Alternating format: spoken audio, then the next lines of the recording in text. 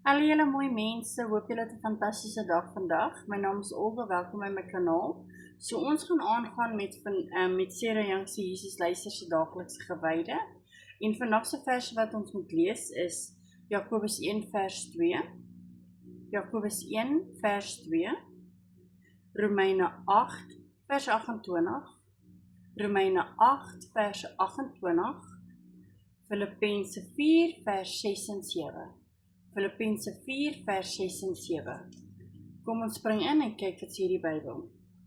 In Jakobus 1 vers 2 staan daar: My broers, julle moet baie bly wees wanneer allerlei beproewings oor julle kom. En dan sê Romeine 8 vers 28 vir ons: Ons weet dat God alles ten goeie laat meewerk vir die wat hom liefhet, die wat volgens sy besluite beroep is. En die laaste ene is Filippense 4 vers 6 en 7. En daar so staan: Moet oor niks besorg wees nie, maar maak in alles julle begeerte deur gebed en smeking en met danksegging aan God bekend. Oké, kom ons sien wat sê die boekie vir ons vandag. Opmagtige God, oppermagtige God, jammer julle mense, help my om vriende te maak met die probleme in my lewe.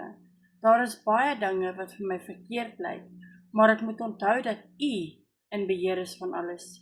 U woord verseker my dat alles ten goeie laat saamwerk vir hulle wat U liefhet, hulle wat geroep is volgens U doel vir hulle lewe. Ek het toegang tot hierdie wonderbaarlike belofte wanneer ek op U vertrou.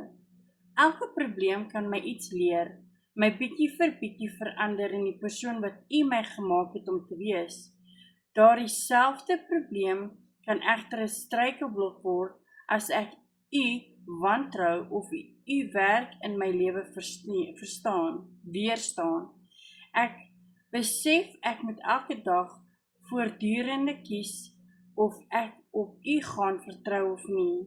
Ek het gevind die beste manier om met my moeilikhede vriende te maak is om vir U daarvoor dankie te sê. Dit dryf in teen alles wat ek voel en dink, maar dit maak my ontvanklik vir die moontlikhede dat daar seëninge uit my probleme kan voortspruit.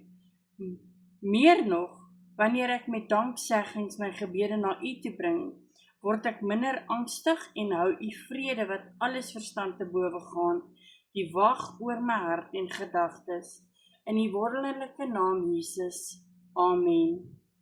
Ek wil net weer eens sê baie dankie vir elkeen van julle wat hier was vandag en die wat julle uitgestuur het en alles. Ek waardeer elke liewe share en elke liewe thumbs up julle mensies.